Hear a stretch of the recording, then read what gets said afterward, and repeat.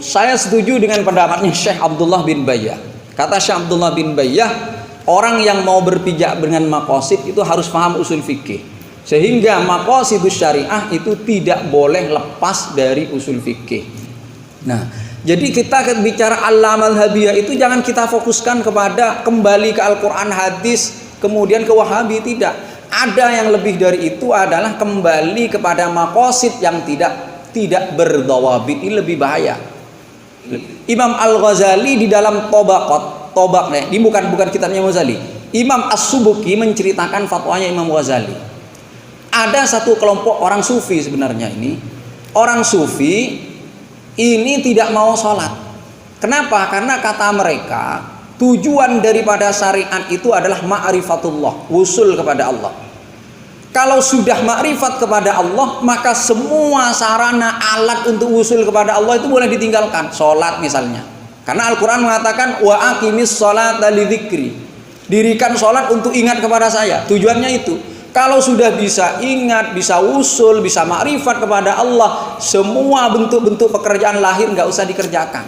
Nah, apa kata Imam Ghazali? Orang ini tertipu. Kalau diibaratkan, kata Imam Ghazali, sama dengan seorang anak yang oleh orang tuanya dibangunkan sebuah istana. Ada orang tua bangun istana untuk anaknya. Kemudian di sekitar istana itu ditanami tumbuh-tumbuhan, bunga-bunga. Lalu pesan sama anaknya, "Nak, ini tanaman di sekitar rumah istana ini jangan sampai ditebang."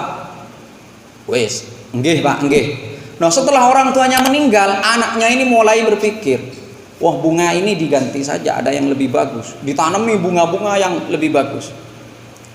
Akhirnya mikir, orang tua saya ketika berpesan seperti itu alasannya kenapa? Karena bunga ini memperindah atau misalnya harum, enak gitu loh. Berarti kalau sekarang sudah ada gantinya yang lebih bagus, mestinya ini ditebang nggak apa-apa. Gitu loh. Nah, ini kan mikir maqasidnya, maqasid orang tua berpesan itu kata anaknya gitu. Akhirnya betul ditebang. Setelah ditebang di bawahnya itu keluar ular yang hampir nancak kanan nih kan, dan hampir mati karena ditancak ular nih.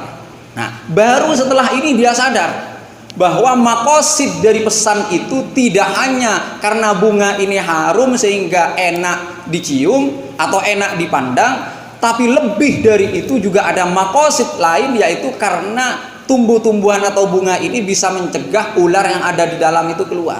Nah, sama orang kadang memahami, oh maqasidnya ayat ini adalah ini, akhirnya berdasarkan maqasid itu ayatnya dirubah. Nah, padahal bisa jadi ada maqasid lain yang nalar kita tidak sampai ke situ, sehingga kita harus amanna bisyariah,